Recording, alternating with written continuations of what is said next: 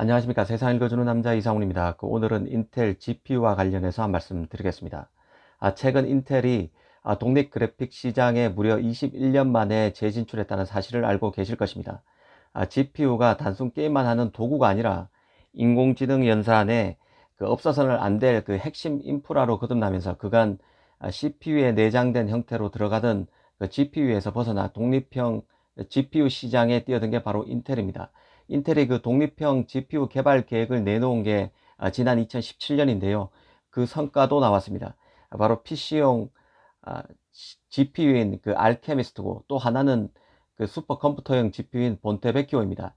이 두 GPU 모두 TSMC가 만드는데요.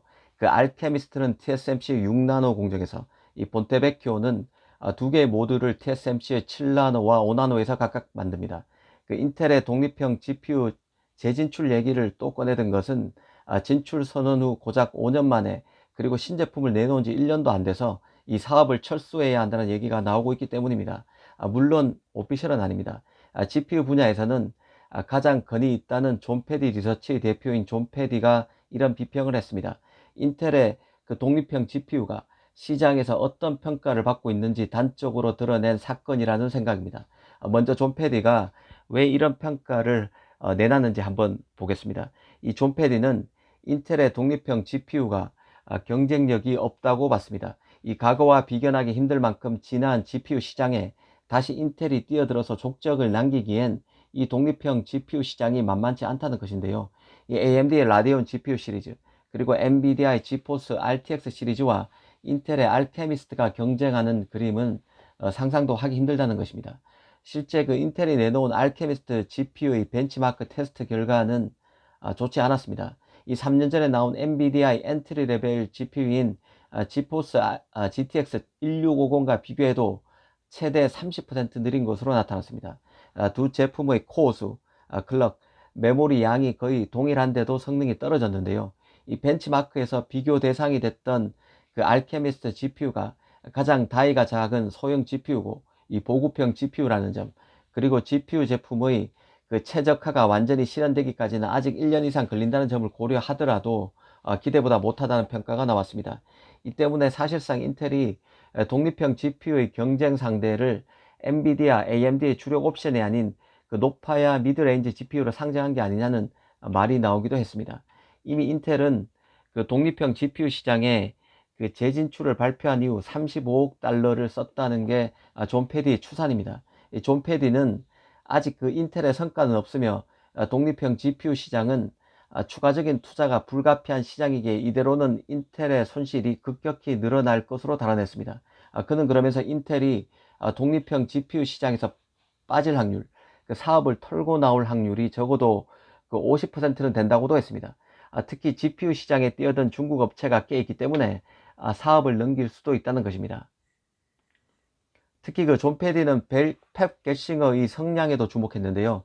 이 겔싱어는 자신이 CEO로 취임한 지 1년 6개월 만에 무려 6개 사업을 백지화했다면서 겔싱어가 다음 타자로 독립형 GPU를 지목할 수 있다고 봤습니다.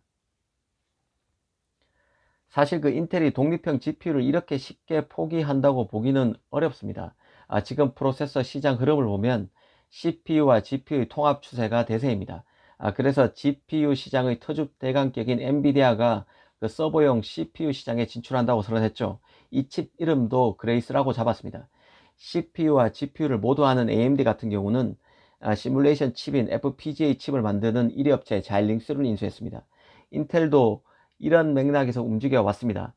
그간 CPU 중심의 프로그래밍 모델을 GPU와 FPGA 등의 통합된 형태로 가져감으로써 인텔은 생태계 리더십을 회복하겠다는 의지를 내보여 왔습니다.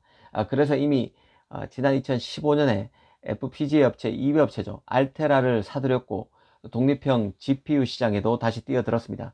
AMD에서 가장 실력 있다는 설계 디자이너 라자 코드리를 영입한 것도 이런 흐름의 연장선에 있습니다.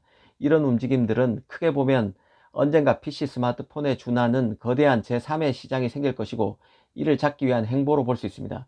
하지만 이런 것을 염두에 두고서라도 존 패디의 독립형 GPU 시장 철수 관측은 인텔 입장에서 매우 굴욕적인 것입니다. 이제 시작에 불과한 알케미스트 GPU를 놓고, 초기 버전이기 때문에 시장에 풀리는 양도 많지 않을 이 GPU를 놓고 사업 매각이라는 혹평을 한 것이기에 그렇습니다. 이미 시장에서는 인텔의 독립형 GPU 사업이 그 시장만 요란했지 실상은 초라하고 발전 가능성도 낮다고 파악하는 시선이 적지 않게 있음을 시사한 것으로 봐야 합니다. 사실 이런 평가는 인텔이 그 미세공정 개발에 지지부진과 맞물려서 주력인 CPU 시장에서 좀처럼 반전의 모멘텀을 못 만들고 있는 점, 그리고 독립형 GPU뿐만 아니라 파운드리 진출 등 새로 시작하는 돈 먹는 하마 같은 사업이 많다는 점 등이 두루 작용한 결과로도 볼 수 있습니다. 특히 그 CPU 시장에서 AMD의 급성장은 2분기에도 확인되고 있습니다. 서버용, 개인용 CPU 시장에서 모두 인텔의 영역을 계속해서 치고 들어오고 있고, 이제는 ARM CPU의 선두격인 애플도 급격히 세를 확장하고 있습니다. 과연 인텔이 이런 굴욕적 평가를 딛고 GPU 시장에서 존재감을 발휘할 수 있을까요? 이 파운드리도 자칫 이런 독립형 GPU와 비슷한 흐름, 비슷한 궤도로 움직이지 않을까, 이런 생각도 해보게 됩니다. 감사합니다.